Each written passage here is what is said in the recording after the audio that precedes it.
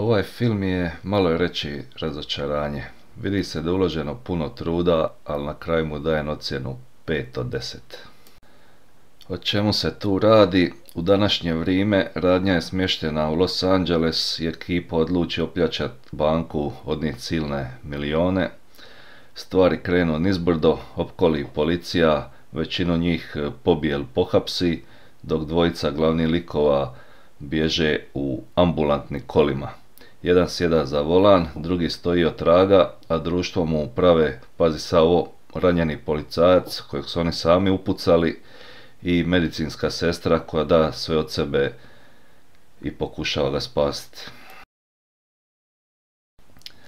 Kako izgleda klasična potjera u bilo kojem američkom filmu, bez obzira koje vozilo vozi glavni junak dok biži od policije, ko da vozi tank, ruši sve pred sobom, skače s ogromne visina, nit mu se probije guma, nit pukne osovina, niti išta, dok ovi drugi redovito zabiju se, privrću se, eksplodiraju i pitaj Boga koliko njih pritom se ozlijedi ili strada.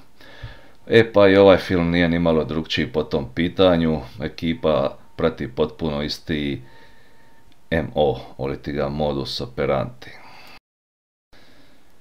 I dok obično prosječan gledatelj navija za glavnoga lika, bez obzira bio on negativac ili pozitivac, u ovom slučaju je to bilo, bar meni, totalno nemoguće.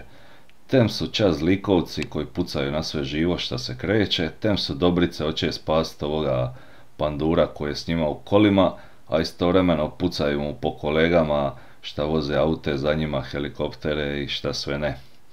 A taj lik, sam bolesnik, je priča za se. Operirali su ga bez anestezije, bez pravih instrumenata, kopali prstima po njemu da bi izvadili metak. U stvarnom životu umram nakon 20 minuta filma, a ovdje žilav je da žilaviji ne može biti. Priživija je sve moguće fore koje je ova bolničarka ispucala, a priča s transfuzijom opet priča za sebe. I baš iz tog razloga dok se svim silama bore spasti ovog lika, a za ostale oko njih nemaju milosti, priča jednostavno ne drži vodu, nije nimalo uvjerljiva i kako ide dalje bilo bi logično očekivati da se žele nekako izvući i zavarati ovu svoju potjeru, skinuti ih s vrata i sad kad čovjek očekuje da će izvesti neki trik koji je stvarno lukav ali revolucionaran, nikad prije viđen u filmovima, posluže se jednim klišejem, toliko puta viđenim da i to je razočaranje samo po sebi. Ali ono što bih želio pohvaliti u filmu su efekti, scene, jurnjave su stvarno dobre i snimano je u Los Angelesu, stvarno te scene su jako dobro odrađene.